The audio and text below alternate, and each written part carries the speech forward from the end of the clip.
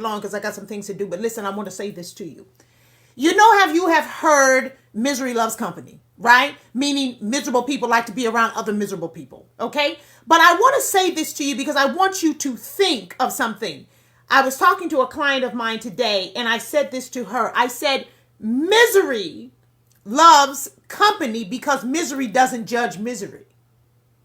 And what I mean by that is that when a miserable person is in the company of someone who is not miserable, the person who is not miserable, their light and their achievements, their accomplishments, their ability to not be miserable by their choices makes the miserable person feel like shit for being miserable and not being able to maintain joy or happiness or be able to make the necessary choices that are needed to be made in order to not be miserable anymore. So you have to be careful when you are around miserable people. Not so much because misery loves company, but more so because of the jealousy that misery causes. Misery makes people jealous because jealousy means, you know, I love words. Jealousy is an unhappy or angry feeling of wanting to have what someone else has. We think that wanting to have what someone else has means a possession or a tangible item, a man, a woman, a house, some clothes, jewelry. But something that someone has can be a mindset. People can be jealous because you're disciplined. People can be jealous because you drink water. They can be jealous because you do smoothies every day. They can be jealous because you work out. They can be jealous because you meditate. They can be jealous because you have a relationship with God. They can be jealous because you're who you are and you're proud of who you are, because you are proud of your self-confidence, your awareness. Misery will call you arrogant.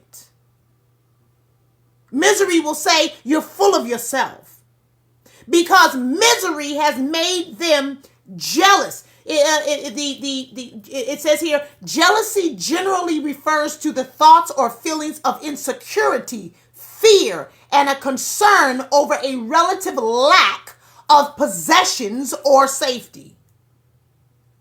And so if someone is in a miserable, horrible, horrific situation, they can be jealous because it's not just the crabs in the bucket mentality. It's also that if you get out of the bucket through whatever strenuous, strategic, very well thought out, very disciplined actions and choices, it then says that they can do it too, which is a judgment.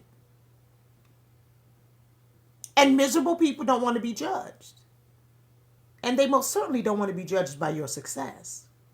And they most certainly don't want to be judged by your accomplishments. They most certainly do not want to be reminded by how many goals you have achieved.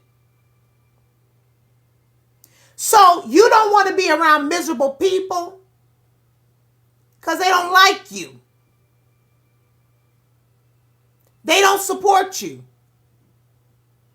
Your success gets on their nerves. Okay? Your success, your joy, smiling and shit, running around talking about how good God has been to you and oh, how wonderful you feel about yourself and all this confidence and self-esteem and shit like that. They don't like that. It makes them feel worse. So if you really love the people and you want them to do better, stay away from them. Bye. I hope you're having a nice day. You people having a good day? Thank God.